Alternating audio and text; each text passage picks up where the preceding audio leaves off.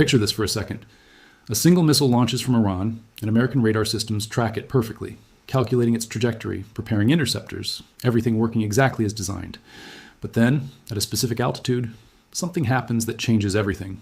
That one missile doesn't just fly toward its target, it breaks apart into dozens, maybe even hundreds of individual warheads, each one capable of destroying its own target, each one requiring its own interceptor to stop it. In the span of 3 seconds, what started as one defensive problem becomes 200 defensive problems. And the mathematical reality of that equation is something the Pentagon has been desperately trying to avoid talking about publicly. This isn't some theoretical future weapon or science fiction scenario. Iran has been developing cluster submunition missile technology that fundamentally breaks the economics of missile defense. And they've reached a point where $1 million Iranian missile could require $500 million worth of American interceptors to stop, if you can even get that many interceptors in the air fast enough, which you probably can't. Welcome back to War and Wealth. Before we dive into why this technology essentially checkmates decades of American military planning, hit that subscribe button and the notification bell right now. This is the kind of military development that changes everything overnight, and you need to understand it before it shows up in tomorrow's headlines. Trust me, by the end of this video, you'll never look at missile defense the same way again. To understand why cluster submunition missiles are such a game changer, you first need to grasp how current missile defense systems actually work, because the entire architecture was built on assumptions that this technology completely shatters. When a traditional ballistic missile is launched, defense systems like Patriot, THAAD, or Aegis detect it using powerful radars that track its speed, trajectory, and probable impact point. The defensive system then calculates an intercept solution and launches one, or typically two, interceptor missiles to destroy the incoming threat before it reaches its target. This works reasonably well when you're dealing with single warhead missiles, even sophisticated ones. The interceptors are expensive, sure, around $4 million each for a Patriot PAC-3 interceptor. But if you're protecting a critical military base or city, that's considered an acceptable cost. The entire system is built on the assumption that each incoming missile is one target requiring one or two interceptors to defeat. But cluster submunition technology breaks this entire model in ways that are almost embarrassingly simple once you understand it. Instead of carrying a single large warhead, these missiles carry dozens or potentially hundreds of smaller submunitions, each one essentially a mini warhead capable of causing significant damage. During the missile's flight, at a predetermined point, usually during the descent phase, the main warhead section opens up and disperses these submunitions across a wide area. Think of it like a deadly shotgun blast from space, except each pellet is a guided warhead that can adjust its trajectory to hit a specific target. Suddenly, your defensive radar isn't tracking one object anymore, it's tracking a cloud of threats, each one requiring individual attention from your defensive systems. The mathematics of defending against this are absolutely brutal. And this is where Iran's strategy gets genuinely brilliant in its simplicity. Let's say Iran launches a missile carrying 100 submunitions. Traditional doctrine says you need to fire 2 interceptors at each incoming threat to ensure a reasonable probability of destruction. That means you need 200 interceptor missiles ready to go immediately, just to stop that one initial launch. But here's where it gets worse. A typical Patriot battery has 32 ready interceptors. And even if you have multiple batteries defending a location, you might have perhaps 96 interceptors available in total. You're already outnumbered 2 to 1, and that's from just a single Iranian missile. If Iran launches 5 of these simultaneously, which is entirely within their capability, you're looking at potentially 500 incoming warheads versus fewer than 100 interceptors. The math simply doesn't work, and everyone involved in missile defense knows it. The cost equation is even more devastating than the numbers game, and this is what keeps defense economists awake at night. Building a missile with cluster submunitions isn't dramatically more expensive than building a traditional ballistic missile. Iran can produce these for perhaps $1 to $2 million each, using technology that isn't particularly exotic or difficult to manufacture once you have the basic missile technology, which Iran has had for decades. But defending against it requires hundreds of millions of dollars worth of interceptors, assuming you even have them available. This creates what military strategists call an unfavorable cost exchange ratio, a polite way of saying the enemy can bankrupt you by forcing you to spend hundreds of times more on defense than they spend on offense. It's the same principle that made the Soviet Union realize it couldn't match Reagan's Star Wars program. Except now the equation is flipped against the United States. The technology itself isn't new, and that's part of what makes this so frustrating for American defense planners. Cluster munitions have been around since World War II, and the basic concept of multiple warhead missiles dates back to the Cold War with Mir-V technology on nuclear ICBMs. What's new is the application of this concept to conventional regional ballistic missiles, the miniaturization of guidance systems that allows each submunition to be independently targeted.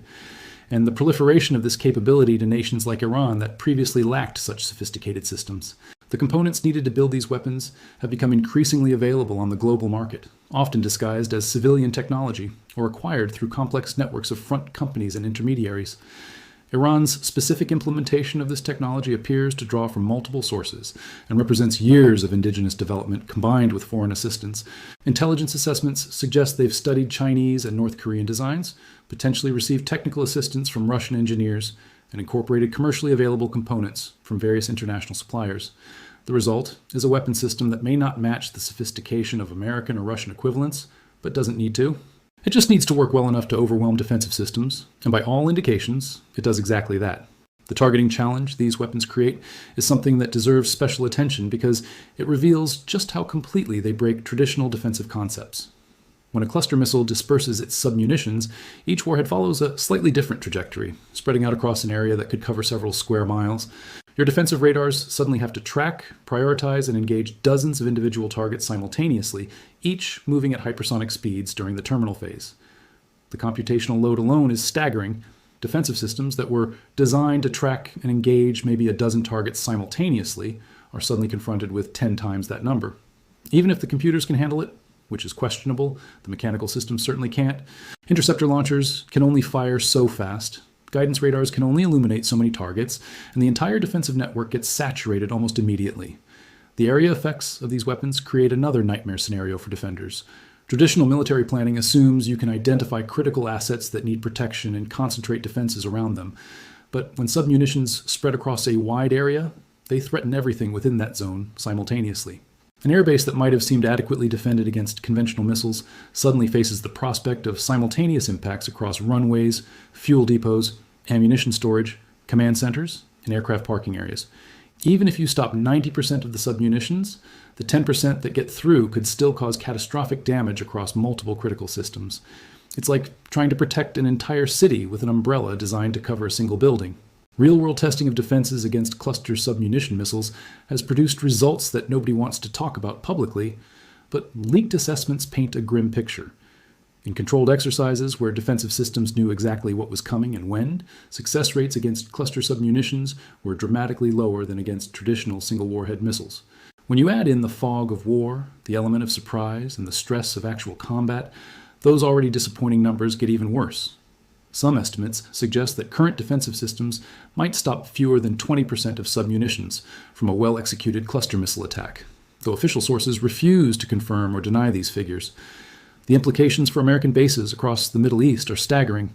Every major U.S. installation in the region, from Al Udeid in Qatar to Prince Sultan in Saudi Arabia to Al Dhafra in the UAE, was designed with the assumption that missile defenses could provide adequate protection against the limited number of ballistic missiles Iran could launch. That entire defensive concept is now obsolete. If Iran can turn each missile into dozens or hundreds of individual warheads, every American base in the region becomes vulnerable to saturation attacks that current defenses simply cannot handle.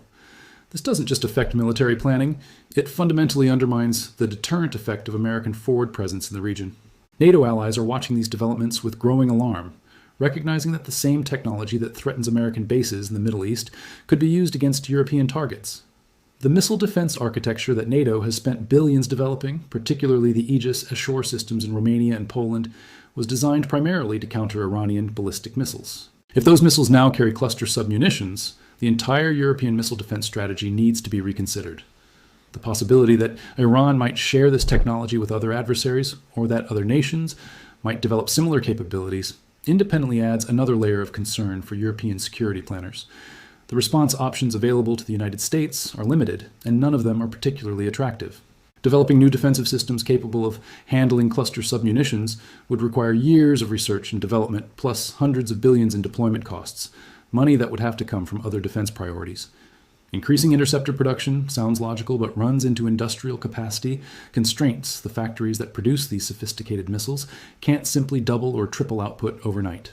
Preemptive strikes to destroy Iranian missiles before launch is theoretically possible, but would require starting a war that nobody wants and might not even succeed, given how well Iran has learned to hide and protect its missile forces. The diplomatic implications of this technology are already reshaping Middle Eastern politics. Countries that host American bases are reassessing the risks and benefits of that relationship. knowing that they could become targets for weapons their defensive systems can't stop. Saudi Arabia and the UAE have notably increased their diplomatic engagement with Iran in recent months, potentially seeking to avoid confrontation rather than rely on American defensive guarantees that may no longer be credible. This erosion of confidence in American security assurances could fundamentally alter alliance relationships that have defined regional security for decades. Private defense contractors are scrambling to develop countermeasures, seeing both a massive problem and a potentially lucrative opportunity. Concepts being explored include directed energy weapons that could theoretically engage multiple targets quickly, hypervelocity projectiles that cost less than traditional interceptors, and electronic warfare systems that might disrupt the submunitions guidance systems. But all of these remain largely theoretical or in early development stages, years away from operational deployment, even under accelerated timelines. In the meantime, the vulnerability remains, and potential adversaries know it. The psychological impact of this capability shift cannot be underestimated. American military personnel stationed at bases within range of Iranian missiles now know that the defensive systems they've been told would protect them might be essentially useless against certain types of attacks. That knowledge affects morale, retention, and the willingness of service members to deploy to these locations. Family members back home are increasingly aware that their loved ones are serving in locations that can't be adequately defended, adding stress to military families already dealing with the challenges of deployment. Intelligence agencies are working overtime to understand exactly how advanced Iran's cluster submunition capabilities have become, but the challenge of assessing foreign missile programs has always been difficult. Unlike nuclear programs that require specific materials and facilities that can be monitored, developing cluster submunitions uses largely dual-use technologies that are harder to track. A facility producing ball bearings for industrial use could also be manufacturing submunition components. Guidance systems designed for civilian drones can be adapted for military purposes. This ambiguity makes it nearly impossible to know exactly how many of these weapons Iran has produced, or how sophisticated their latest variants have become. The proliferation risk of this technology extends far beyond Iran. Once a nation demonstrates that cluster submunition missiles can defeat advanced air defenses, every country seeking asymmetric advantages against more powerful opponents will want the same capability. The technical knowledge is already spreading through academic publications, international conferences, and the movement of engineers and scientists between countries. North Korea, which has extensive missile cooperation with Iran, likely already has, or soon will have, similar capabilities. Other nations, from South Asia to South America, are probably taking notes and adjusting their own missile development programs accordingly. Market forces are already responding to this new reality. Defense stocks focused on missile defense systems have seen volatility as investors realize the limitations of current technology. Companies working on next-generation defensive systems are seeing increased interest and investment. The insurance industry is reassessing the risks associated with facilities in the Middle East, potentially making it more expensive to operate in the region. Oil futures have begun pricing in the possibility that critical energy infrastructure defended by these newly vulnerable systems could be successfully attacked, adding a risk premium that consumers will ultimately pay at the pump. The strategic implications extend to America's global military posture beyond just the Middle East. If relatively inexpensive cluster submunition missiles can neutralize billion-dollar defensive systems, the entire concept of forward basing that underpins American military strategy needs reconsideration. The ability to project power from secure bases has been fundamental to American military superiority since World War II. If those bases are no longer secure against nations like Iran, how does America maintain its global military presence? These aren't questions with easy answers, and the Pentagon is undoubtedly conducting classified reviews of global basing strategy in light of this new threat.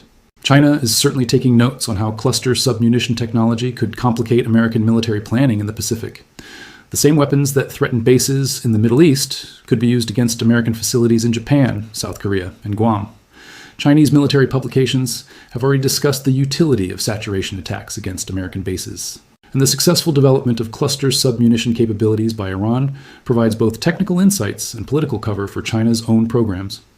The possibility of facing similar threats in multiple theaters simultaneously creates planning nightmares that current American force structure simply isn't designed to handle. The timeline for addressing this vulnerability is measured in years, not months, which creates a dangerous window where American forces and allies remain exposed. Developing new defensive technologies, testing them thoroughly, manufacturing them at scale, and deploying them to threatened locations is a process that typically takes a decade or more. Potential adversaries know this timeline as well as Pentagon planners do, creating a period of maximum danger where the threat exists, but the counter doesn't. How America and its allies navigate this vulnerable period without either suffering catastrophic losses or being forced into preemptive action will be one of the defining security challenges of the next several years. For those of us watching from the United States, This isn't some abstract military problem that only affects people in uniform. The credibility of American security guarantees affects everything from global trade patterns to the value of the dollar to the price we pay for imported goods. If America can't defend its allies and interests abroad, the entire international order that has provided decades of relative stability and prosperity begins to unravel. Understanding these challenges isn't optional for informed citizens. It's essential for making sense of the policy choices and trade-offs our nation will face in coming years. This technology changes the game in ways we're only beginning to understand, and War and Wealth will continue tracking these developments as they unfold. If this analysis helped you grasp something that seemed complex or overwhelming before, share this video with someone else who needs to understand these realities. The mainstream media tends to oversimplify or ignore these technical military developments until they result in crisis. But understanding them in advance is crucial for anticipating what comes next. Drop a comment below and let me know what you think the solution to this challenge might be. Is there a defensive technology that could restore the balance? Or does America need to fundamentally rethink its military strategy? Your perspectives and questions help shape our coverage, and some of the best insights come from our comment section discussions. Subscribe if you haven't already, hit that bell for notifications, because this story is far from over and the implications are still unfolding. This is War and Wealth, and we'll see you in the next one.